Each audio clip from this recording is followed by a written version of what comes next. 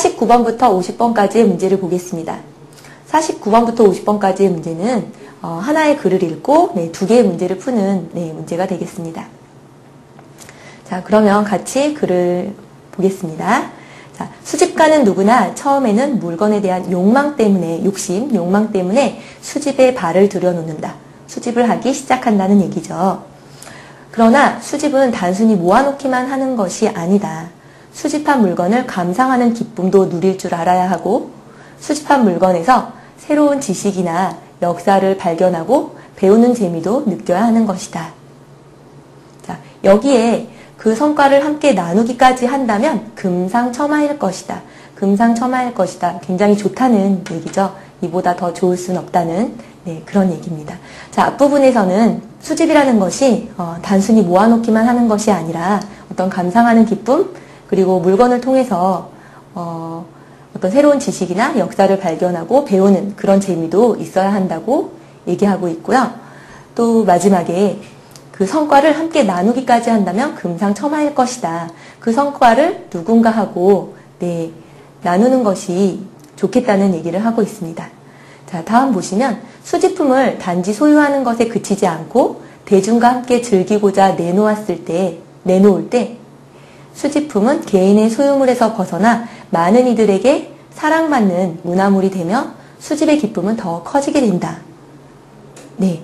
그래서 수집품을 혼자 그냥 소유하는 것에 그치지 않고, 혼자만 가지고 있는 것에 그치지 않고 대중과 함께 즐기고자 했을 때, 많은 사람과 함께 그것을 즐겼을 때 많은 이들에게 사랑받는 그런 문화물이 되고 기쁨은 더 커지게 된다고 얘기하고 있습니다. 자, 이 글을 보고 이 글의 중심 내용을 같이 한번 골라보도록 하겠습니다. 자, 수집은 수집품을 통해 새로운 지식을 얻는 활동이라고 얘기했나요? 그 이야기를 여기서 하고 싶은 걸까요? 2번, 수집품을 다 같이 즐김으로써 수집의 즐거움이 더해진다. 어떠세요? 함께 즐기고자 내놓았을 때 즐거움이 더 커지게 된다. 기쁨이 더 커지게 된다고 했죠? 그래서 이 글의 중심 내용은 2번이 되겠습니다. 자, 수집은 소유에서 시작해 나눔의 단계를 거치기 마련이다. 글쎄, 이런 이야기를 여기서 강조하고 싶은 건 아니겠죠? 그리고 진정한 수집은 감상에 대한 기본 지식이 선행되어야 한다. 역시 여기에서 제일 강조하고 싶은 내용이 아니고요. 그래서 수집품을 다 같이 즐김으로써 수집의 즐거움이 더해진다는 것이 이 글의 중심 내용이 되겠고요. 다음은 50번 문제입니다. 조금 전에 내용을 다 기억하고 계셔야 돼요, 여러분. 자, 같은 것을 고르는 문제예요. 자, 1번부터 비교하면서 찾아볼게요. 수집은 물건에 역사적 의미를 부여한다. 역사적인 의미를 부여한다는 말은 없죠. 단 수집한 물건에서 새로운 지식이나 역사를 발견하고 배우는 재미도 느껴야 한다는 얘기를 하고 있습니다. 자, 2번, 수집은 숨은 문화물을 발견해내는 것이다. 문화물이라는 얘기 어디서 했죠? 마지막에서 했어요. 수집품을 내놓았을 때, 많은 이들과 대중과 함께 즐기고자 내놓았을 때 소유물에서 벗어나 많은 이들에게 사랑받는 문화물이 된다고 얘기하고 있죠. 역시 2번도 같은 내용이 아니고요. 3번, 수집품 감상은 수집의 가장 큰 즐거움이다. 그런가요? 가장 큰 즐거움은 아니죠. 혼자 감상하는 기쁨도 누릴 줄 알아야 되지만 대중과 함께 즐기고자 했을 때 기쁨이 더 커진다고 했으니까 역시 3번도 틀리고요. 4번, 수집은 수집품에 대한 욕심으로 시작하게 된다? 맨 처음에 누구나 처음에는 물건에 대한 욕망 때문에 수집의 발을 들여놓는다고 얘기했죠? 어떠세요? 4번이 정답인 것을 확인할 수 있죠? 자, 여기서 여러분이 욕망이라는 단어와 욕심이라는 단어가 비슷한 의미라는 것을 알고 있어야 되고요. 그리고 무엇에 발을 들여놓다. 아래 보시면 발을 들여놓다. 어떤 일에 몸을 담다. 어떤 일을 시작하다. 이런 의미가 있기 때문에 단어의 의미를 안다면 답을 좀 더 쉽게 찾으실 수 있을 것 같습니다. 자, 다음은 51번부터 52번까지의 문제입니다. 자, 역시 긴 글을 읽고 두 문제를 푸는 것입니다. 자, 1월 오봉도는 하늘과 산, 바다와 숲을 그린 그림인데요. 어떤 그림인지 궁금하시죠? 자, 그림을 보면서 내용을 같이 살펴보겠습니다. 자, 하늘에는 흰 달과 노란 해가 좌우로 떠 있고 보이세요, 여러분? 그림에서? 그 아래 5개의 산봉우리가 우뚝하며 5개의 산봉우리 보이세요? 우뚝하다는 것은 산 봉우리가 이렇게 뾰족하게 높게 있는 것을 표현하는 말이죠. 그리고 그 봉우리 아래에 파도가, 그렇죠? 산 아래 파도가 출렁이고, 그리고 무성한 소나무가 양옆에 서 있다. 무성한 소나무 보이세요? 잎이 굉장히 많고 이런 소나무가 양옆에 서 있음을 볼 수 있죠. 자, 이 그림에서 해와 달은 양을 상징하고, 해와 달은 양을 상징하고, 5 봉우리는 오행을 상징하며, 물이 아래에 있으니 그것은 곧 우주의 흐름, 우주의 어떤 진행 과정을 의미한다. 자, 음양오행에 대해서 얘기하고 있는데 잠깐 조금 더 자세하게 살펴볼게요. 음양이라는 것은 해와 달을 의미하는 것이고요. 음은 달과 어두움을 의미하는 것이고, 양은 해와 어떤 밝음을 의미하는 것이죠. 그리고 오행이라는 것은 사실 일반적으로 오행이라는 것은 사람이 마땅히 지켜야 할 5가지 도리를 말하는 것이고요. 이것은 어진 마음, 의로운 마음, 예의 바른 것, 지혜로운 것, 그리고 믿음직한 것, 이런 것을 의미합니다. 5가지 행동이라고 봐도 되겠죠? 이것들은 각각 이 그림과 관련이 있습니다. 자, 어진 마음은 목, 나무와 관련이 있고요. 의로운 마음은 화, 불이라는 것과 관련이 있습니다. 그리고 예의 바름은 토, 흙과 관련이 있고요. 지혜로운 것은 금, 바위나 쇠, 이런 것과 관련이 있고, 믿음은 수, 물을 의미합니다. 그래서 이 음양 오행에 속하는 이것들을 우리가 그림에서 모두 찾아볼 수 있습니다. 자, 조금 더 자세하게 내용을 살펴보겠습니다. 자, 그러나 1월 오봉도는 그 자체만으로 완성된 그림이 아니며 왕이 함께해야 비로소 완성되는 그림으로 보았다. 왕이 함께해야? 어떻게 하면 왕이 함께할 수 있을까요? 계속 보겠습니다. 자, 우주의 생성과 변화, 그리고 음양오행을 대변하는 상징물. 위에서 설명드렸죠. 음양오행을 대변하는, 대신하는 그 다양한 상징물, 나무, 불, 흙, 바위, 물, 이런 것들로 가득한 이 그림에서 국왕은 이 괄호에 어떤 내용이 와야 할지 생각해 보시고요. 우주의 주재자를 대신하는 존재와 같은 그런 의미를 부여받을 수 있다. 우주의 주재자라는 것은 우주의 중심에서 어떤 일을 처리하는 마치 어떤 신과 같은 이런 존재를 얘기할 수 있겠습니다. 그래서 국왕이 어떤 행동을 해서, 국왕이 어떻게 해서 이런 주재자를 대신하는 존재와 같은 의미를 부여받을 수 있다. 그런 권리나 의무를 가지게 될 수 있다는 얘기고요.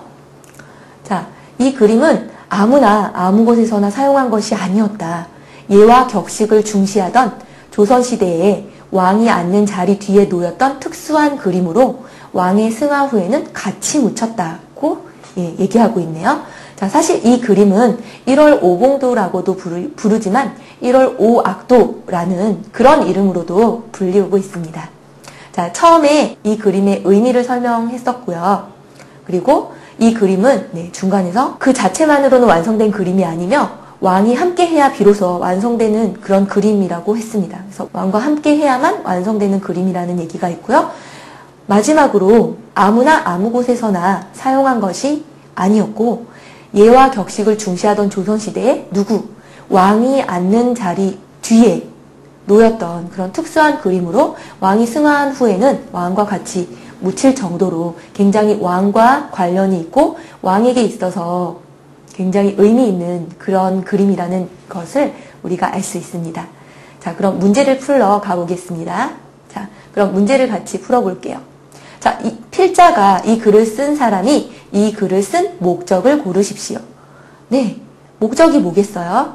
자, 그림 설명을 했고, 어떤 의미인지, 그림의 의미를 설명했고, 왕과 함께 있어야 완성되는 그림이라고 했고, 그리고 마지막에 이 그림을 어디에 쓰는지, 이 그림의 쓰임새, 용도에 대해서 얘기했어요. 자, 그러면 이 글을 쓴 목적은 뭐가 되겠어요, 여러분? 자, 1번. 1월 오봉도에 나타난 상징을 설명하기 위해서? 물론 내용이 있지만 이게 가장 중요한 것은 아니죠. 두 번째, 1월 오봉도의 의미와 쓰임새를 설명하기 위해. 어떠세요? 네, 맞아요. 2번이 정답입니다. 3번. 1월 오봉도에 자연이 지닌 의미를 알려주기 위해 네, 물론 자연이 지닌 의미를 말할 수는 있고 말하고 있지만 이 글을 쓴 목적은 아니죠. 4번 1월 오봉도에 담긴 음양오행의 원리를 알려주기 위해 역시 이 내용도 있어요. 1번, 3번, 4번의 의미가 있기는 하지만 이 글을 쓴 목적은 1월 오봉도 이 그림의 의미와 쓰임새라는 거 알 수 있겠죠? 네, 자 다음은 52번 문제를 보겠습니다. 자, 여러분 기억하세요. 자, 중간부터 볼게요. 자, 1월 오봉도는 그 자체만으로는 완성된 그림이 아니며 왕이 함께 해야 비로소 완성되는 그림으로 보았다고 했습니다. 그리고 우주의 생성과 변화, 음양오행을 대변하는 상징물들로 가득한 이 그림에서 국왕은 네, 어떤 내용이 필요할까요? 이 괄호를 채움으로써 네, 국왕이 어떤 우주의 주재자를 대신하는 존재와 같은 의미를 부여받을 수 있었다고 얘기하고 있습니다. 자, 1번부터 한번 넣어볼까요? 그림의 정중앙에 앉음으로써 그림의 상징물들을 대표하여 그림의 음양오양에서 벗어나 그림의 내용을 숙지함으로써 자, 여러분 왕과 함께 하려면 어떻게 해야겠어요? 왕이 이 그림에 함께 해야 된다는 의미예요. 그러니까 왕이 그림의 정중앙에 앉음으로써 정답은 1번이 되겠죠. 자, 여러분 왼쪽에 그림 보이세요? 혹시 이 드라마 보셨어요? 네, 아마도 이 드라마가 이슈가 되었기 때문에 토픽 시험에도 이 1월 오봉도라는 그림이 나오지 않았을까 싶은데요. 자, 왼쪽의 그림을 보시면 자, 사실 뒤에 배경 그림은 좀 작아서 잘 안 보이지만 1월 오봉도예요. 그리고 그 앞에 왕이 앉아 있어요. 이렇게 왕이 정중앙에 앉음으로써 그림 전체가 완성된다고 보고 있습니다. 네, 어떠세요? 이해되셨어요? 그러면 다음으로 넘어가겠습니다. 자, 다음은 53번부터 54번까지의 문제를 보겠습니다. 지금 보려고 하는 것은 네, 한 편의 소설인데요. 그 1930년대에 쓰여진 농촌을 배경으로 한 농촌소설 동백꽃이라는 소설이고요. 굉장히 유명한 김유정이라는 네, 작가가 쓴 것입니다. 자, 내용을 같이 살펴보겠습니다. 자, 앞의 내용은 지금 생략이 되었고요. 게다가 조금 뒤에는 즈 짐께를 할끔할끔 돌아다 보더니 즈 짐께라는 것은 네, 시험 문제의 아랫부분에도 네, 제시가 되어 있습니다. 제 집족이라는 단어의 표현의 방언입니다. 그래서 게다가 조금 뒤에는 제 집족을 할끔할끔 이렇게 뭔가 눈치를 보듯이 보는 거예요. 곁눈으로 이렇게 살짝 돌아다 보더니 행주치마, 네, 앞치마 속으로 이렇게 꼈던 그 오른손을 뽑아서 네, 나의 턱 밑으로 불쑥 내미는 것이다. 네, 이런 상황이에요. 자, 일하고 있는데 와서 뭔가 불쑥 내밀었어요. 네, 뭘까요? 언제 구웠는지 아직도 더운 김이 휙 끼치는 굵은 감자 3개가 손에 뿌듯이 쥐었다. 네, 감자죠. 아마 구운 지 그렇게 오래되지 않은 그런 감자를 가지고 온 모양이에요. 너 집에 이거 없지? 너네 집에 이거 없지? 라는 얘기예요. 너네 집에 이거 없지? 하고 생색 있는 큰 소리를 하고는 조금 자랑하듯 잘난 척 이렇게 큰 소리를 하고는 제가 준 것을 남이 알면 큰일 날 테니 여기서 얼른 먹어버리란다. 네, 먹어버리라고 얘기한 거죠. 그리고 또 하는 소리가 너 봄감자가 맛있단다. 그랬는데 대답하죠. 난 감자 안 먹는다. 니나 먹어라. 너나 먹으라는 얘기죠. 나는 고개도 돌리려 하지 않고 일하던 손으로 그 감자를 도로 어깨 너머로 쑥 밀어버렸다. 그랬더니 그래도 가는 기색은 없고 뿐만 아니라 새근새근하고 심상치 않게 숨소리가 점점 거칠어진다. 네, 자, 이 여자 주인공의 기분이 지금 어떻겠어요? 네, 기분이 상한 거죠. 감자를 받아주지 않고 쑥 밀어버렸잖아요. 그러니까 아마도 이런 상황 여러분 연상되세요? 자, 남자 주인공은 이건 뭐야 싶어서 그때야 비로소 돌아다 보니 나는 참으로 놀랐다. 왜 놀랐을까요? 우리가 이 동리에 들어온 것은 근 3년째 되어 오지만 네, 3년째 이 동네에서 거의 3년째 네, 살아오고 있다는 얘기죠. 여지껏 까무잡잡한 점순이의 얼굴이 이렇게까지 홍당무처럼 새빨개진 법이 없었다. 네, 여지껏 지금까지 이렇게 까무잡잡, 예쁘지 않고 까맣다는 얘기예요. 그런 피부를 가진 점순이의 얼굴이 이렇게까지 홍당무처럼 네, 빨개진 것을 본 적이 없다는 얘기죠. 홍당무 아세요, 여러분? 일반적으로 당근을 홍당무라고 부르는데요. 홍당무처럼 새빨개졌다라는 말 굉장히 많이 쓰거든요. 근데 당근처럼 새빨개졌다 이렇게는 말하지 않습니다. 기억해 두시고요. 뭐 창피해져서 갑자기 친구의 얼굴이 빨개졌을 때 홍당무처럼 빨개졌어 이렇게 쓸 수 있습니다. 네, 그 다음에 게다가, 네, 게다가란 뜻이고요. 눈에 독을 올리고 한참 나를 이렇게 쏘아보더니 아마 이렇게 쏘아본 모양이죠. 쏘아보더니 나중에는 눈물까지 어리는 것이 아니냐. 네, 나중에는 이렇게 쏘아보더니 나중에는 눈물까지 네, 조금 나왔다는 거죠. 그리고 바구니를 다시 집어들더니 이를 푹 악물고 엎어질 듯, 네, 앞으로 엎어질 듯, 자빠질 듯 논뚝으로 휑하게 달아나는 것이다. 네. 약이 오를 대로 오른 거예요. 기분이 상해서 바구니를 집어들더니 이도 콱 악물고 막 아마 허둥지둥 이렇게 불이 나게 황급하게 달아나는 것이다. 네, 내용 이해되셨어요? 그럼 우리 문제를 풀어볼까요? 자, 이 글에 나타난 점순이의 심정으로 가장 알맞은 것을 고르십시오. 점순이 심정이 어떻겠어요, 여러분? 야속하다? 야속하다는 것은 섭섭해서 기분이 상했다는 거예요. 어떠세요? 사실은 이것이 정답인 거 빨리 알 수 있죠? 그렇지만 2번에 조급하다, 3번에 불안하다, 4번에 초조하다. 어떠세요? 이 어휘 다 알고 계세요? 조급하다, 불안하다, 초조하다. 이 어휘들은 조금 비슷한 범주에 있어요. 조급하다는 것은 매우 급하다는 의미고 불안하다는 것은 뭔가 안 좋은 일이 생길 것 같아서 마음이 편하지 않다는 거예요. 그리고 초조하다는 것은 좀 불안하거나 뭔가 궁금해서 네, 마음이 급해지는 것을 말해요.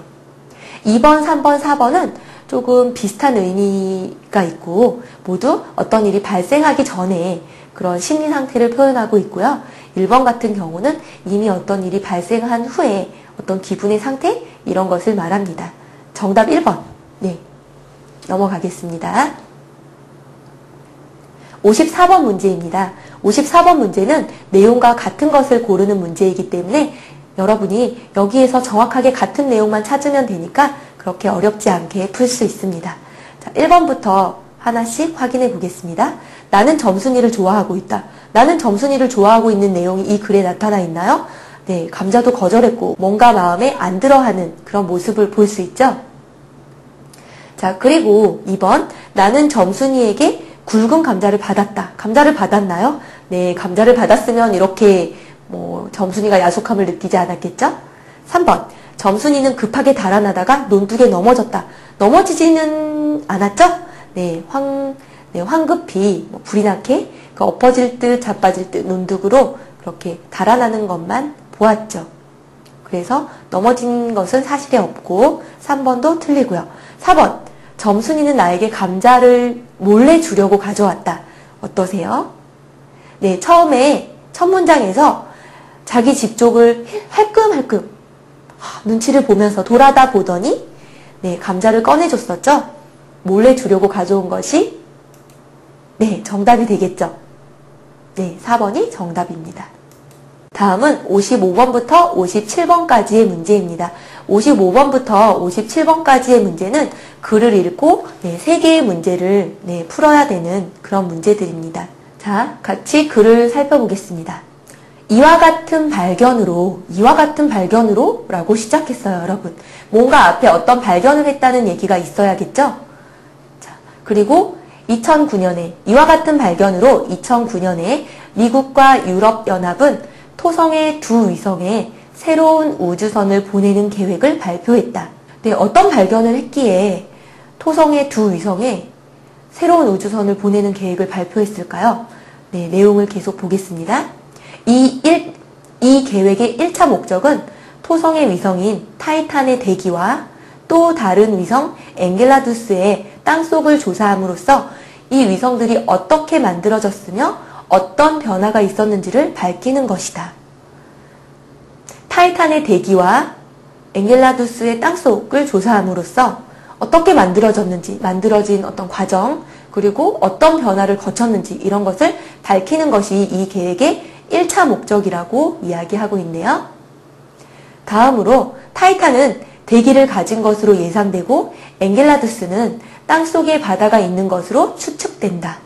이 위성들은 생물이 존재할 가능성이 있는 위성들로서 결국 이 계획의 최종 목적은 무엇을 하는 데에 있는 셈이다. 네, 어떤 목적인지 궁금하죠? 조금 후에 같이 살펴봅시다. 이 계획은 2020년 우주선 발사를 목표로 하고 있으며 발사 9년 후 토성 근처에 도착할 예정이다. 그 후 4년에 걸친 기본 조사가 끝나고 기계나 전송 시스템 등의 문제가 없다면 조사를 더 연장할 것으로 보인다. 타이탄은 대기를 가진 것으로 예상되고 엔겔라두스는 땅속에 바다가 있는 것으로 추측된다고 했어요. 그렇기 때문에 이 위성들은 생물이 존재할 가능성이 있는 그런 위성들로서 고려가 되고 있다는 얘기고요. 그리고 최종 목적에 대해서 얘기했고, 이 계획의 최종 목적은 이 빈칸을 확인해 보면 알 수 있겠고요. 이 다음에는 이 계획의 어떤 기간, 그죠?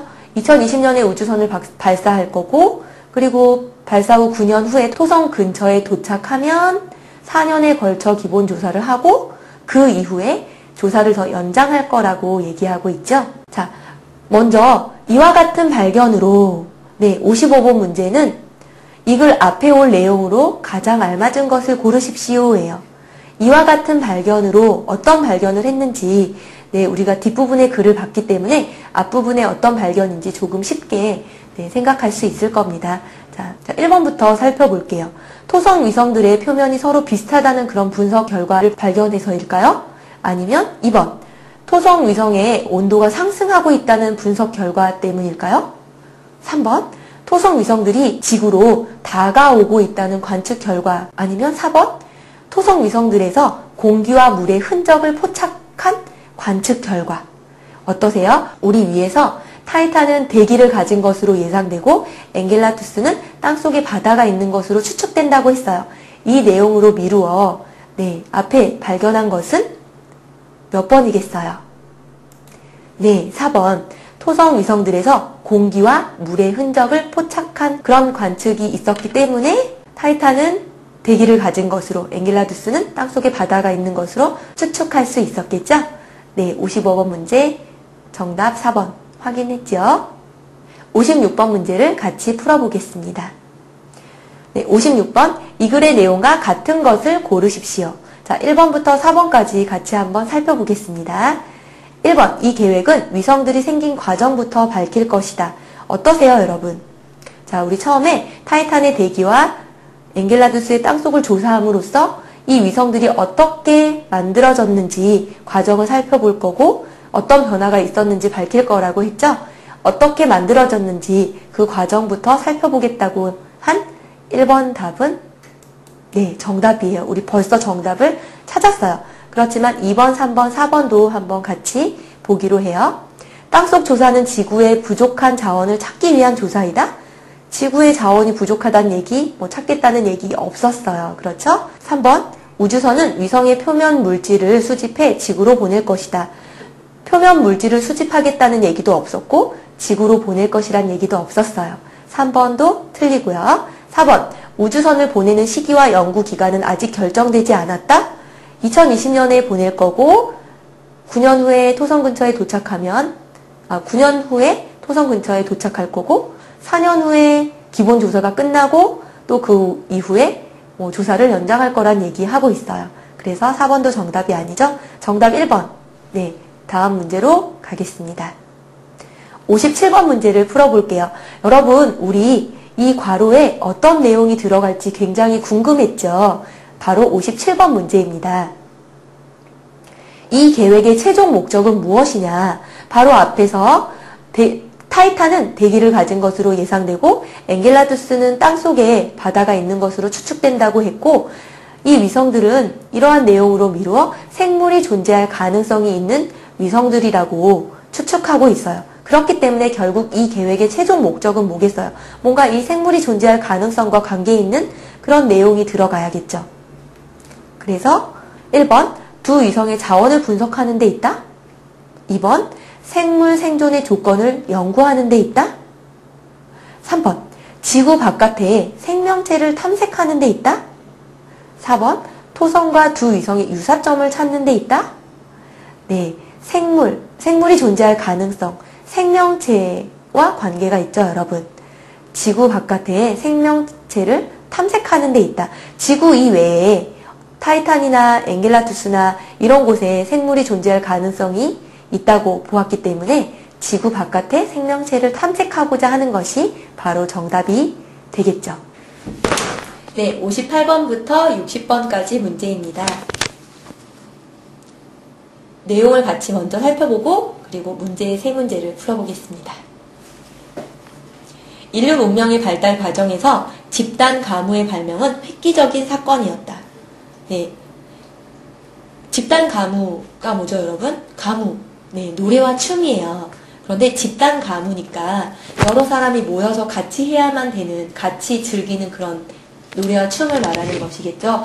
한국어로 따지면 추석 같은 때에 여자들이 주로 같이 어울려서 하는 관광술래 아세요? 네, 이런 것들도 이제 집단 가무의 하나로 들 수 있겠고요. 다 함께 소리를 지르고 율동적으로 몸을 움직임으로써 박자를 맞추는 행위는 집단 내에 강력한 협동과 조화를 낳는 놀라운 효과를 발휘했다. 자, 내용은 이해가 되나요? 자, 다 함께 소리를 지르고 이렇게 일정한 동작, 율동적으로 몸을 움직임으로써 박자를 맞추는 이런 행위는 집단 내에 같이 해야 되기 때문에 어떤 협동심도 생기고 그리고 더 잘 어울리게 돼서 조화를 낳는 그런 놀라운 효과를 나타냈다는 얘기죠. 자, 발휘하다라는 단어는 뭐 효과를 발휘했다라는 단어로도 의미로도 쓰지만 어떤 능력이나 재능이나 힘 이런 것들을 발휘했다라고도 자주 씁니다. 뭐 효과를 나타냈다, 능력, 재능, 힘을 나타냈다 이렇게 이해하시면 되겠죠? 자, 구체적인 얘기를 하고 있어요. 즉, 축제 때에 함께 노래하고 춤을 춤으로써 참가자들은 빈칸 내용을 채워봐야 되겠죠?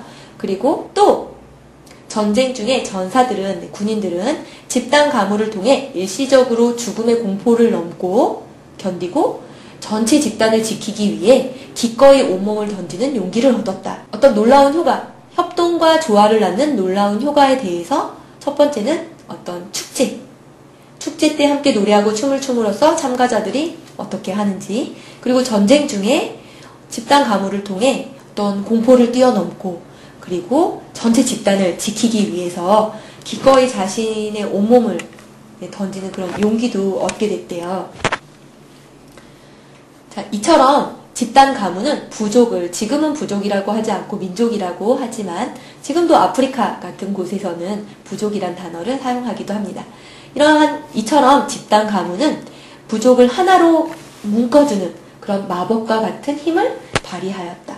네, 우리 발휘하다 또 여기에서 볼 수 있네요.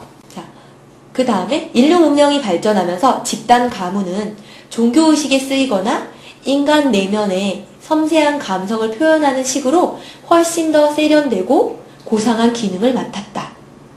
네, 처음에는 어떤 협동과 조화를 낳는 그런 효과로서 축제 때, 그리고 효과로서 축제 때, 전쟁 때 이런 예를 들었어요.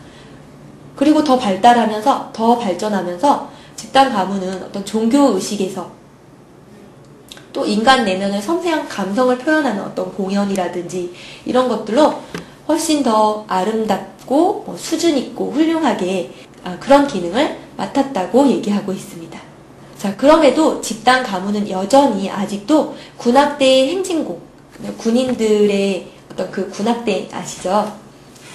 군대에서 같이 음악을 연주하고 그거에 맞춰서 행진을 하고 이런 거.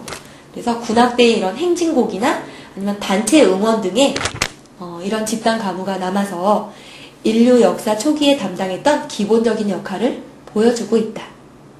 마지막에는 중간에 종교의식에 쓰이고 어떤 뭐 공연이나 이런 것들을 하기 위해 감성을 표현하는 그런 방식으로 바뀌었지만 결국 여전히 군악대 행진곡이나 이런 단체 응원 등에 남아있다. 그래서 인류 역사 초기에 담당했던 그런 집단 가무의 어떤 협동, 조합, 어떤 힘을 모아주는 이런 기본적인 역할을 보여주고 있다고 얘기하고 있어요.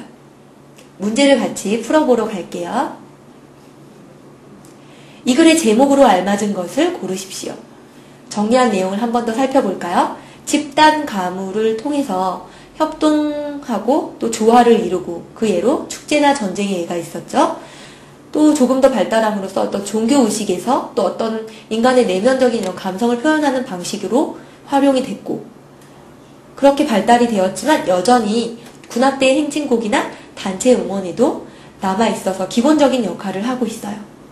자, 집단 가무의 기본적인 역할이 뭐라고요? 하나로 만들어주는 거, 하나로 묶어주는 거, 협동하게 하는 거. 이 글의 제목을 뭘로 만들면 좋겠어요, 여러분? 1번, 집단 가무 단합의 원천. 하나로 만들어주는 그런 것의 어떤 시작. 2번, 집단 가무 문명의 시작. 3번, 집단 가무 축제의 기원. 4번, 집단 가무 원시적 몸짓.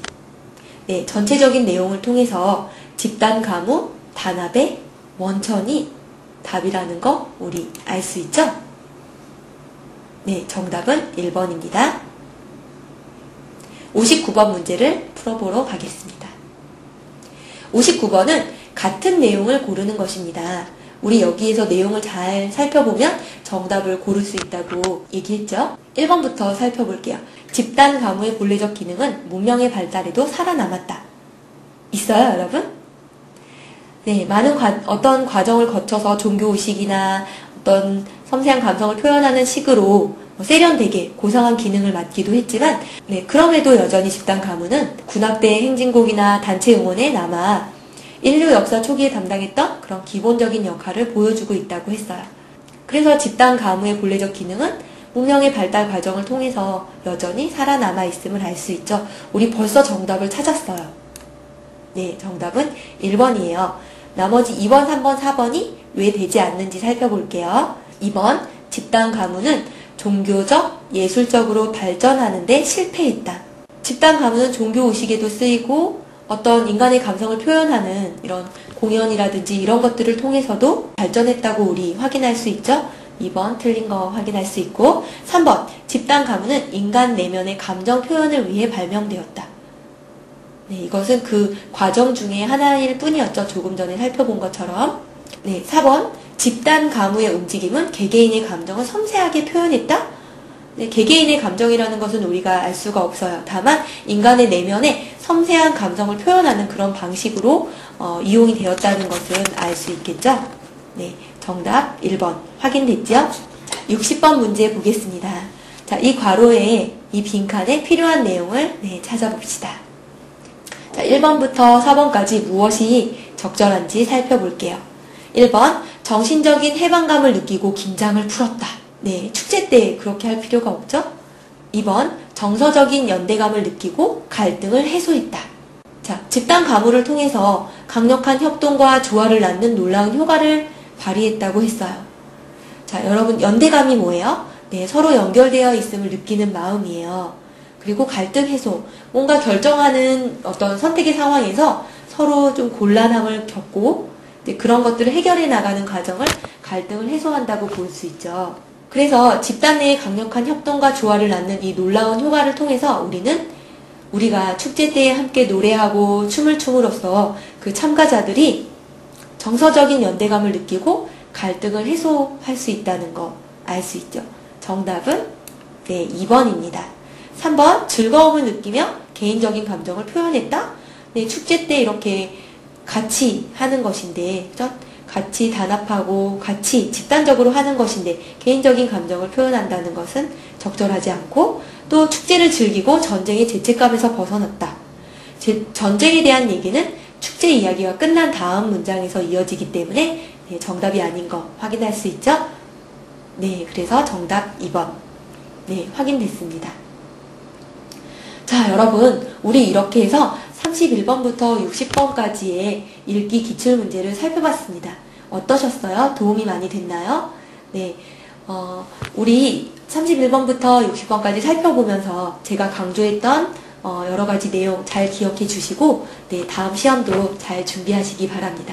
여러분 수고 많으셨습니다. 감사합니다.